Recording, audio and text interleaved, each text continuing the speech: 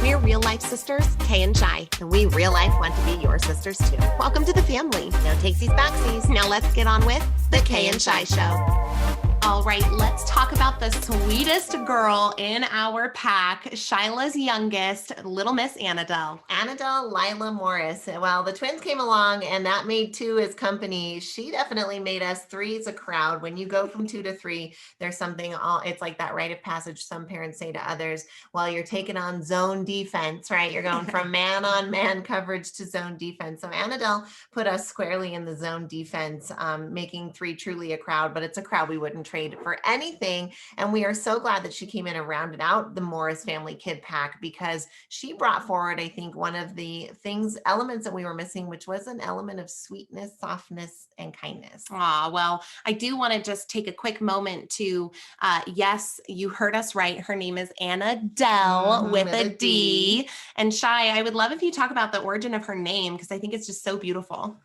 Oh, absolutely. So Wesley and Emery are both grandfather names, actually. We just loved the name Emery for a girl, but they're both grandfather names for Chad and I. So when it came to naming our third, we were like, it's got to be a family name. And we were rolling around with some of the other grandparents' names. And then we were at Easter, actually, and I asked Chad's mom, what was your mom's name? And she said, Annadelle. And it was like the clouds parted and the light shone down. And I was like, that is her name. And I love, love, love her name. And it's so fitting for her.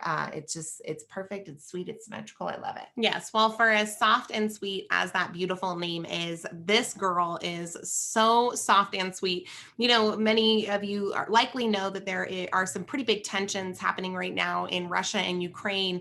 And Shi, right before we were recording, you told me Annadelle's answer to this problem. I'm hoping you'll share. Annadelle, she's like, Mom, why can't somebody just call up the people in Russia and tell them, yo, dude, dropping bombs kills people. Stop that. Like, why are you doing that? Stop that. If they could just know that it's killing people. And it was funny. Her teacher said, if we could only have a class of Annadelle's, she's so sweet. She's so kind.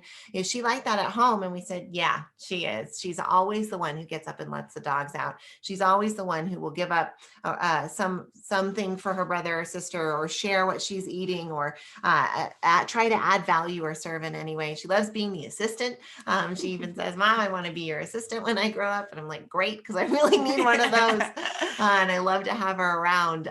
But she joined our family in 2013, so she'll be 9 this year. Oh, well, right when Annadelle was born, Danny and I actually moved to Southern California. And so I felt like I missed this first portion of her life in regards to being a baby.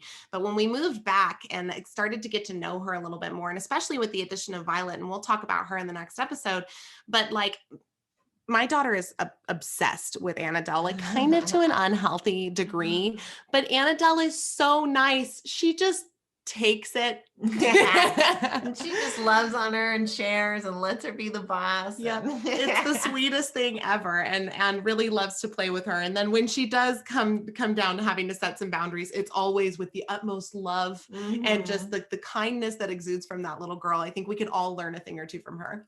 I know one of both of our favorite shared memories of Annadelle is in 2020, 18 days before Florida shut down for the pandemic, we found ourselves there for the Disney Princess Half Marathon. And it's a whole weekend and there's kids races and all kinds of things. And I was running with Annadelle, the kids' 1-mile race.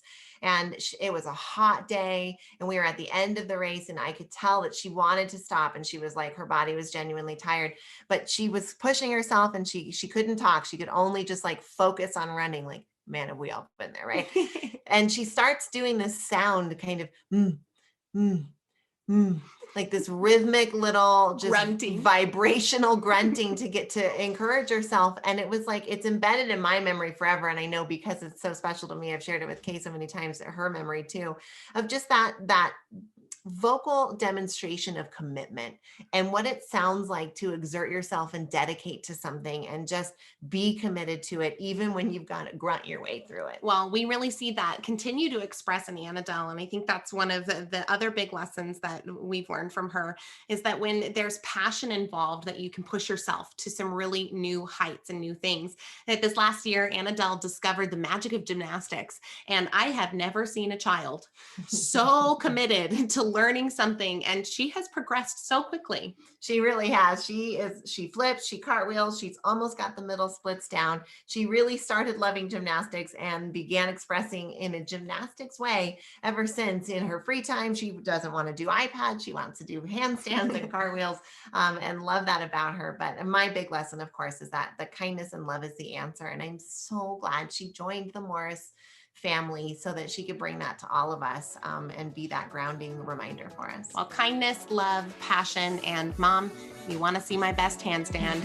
We love you, Annadelle. We are so glad to have dedicated this episode to her. And next up, let's talk about little Violet.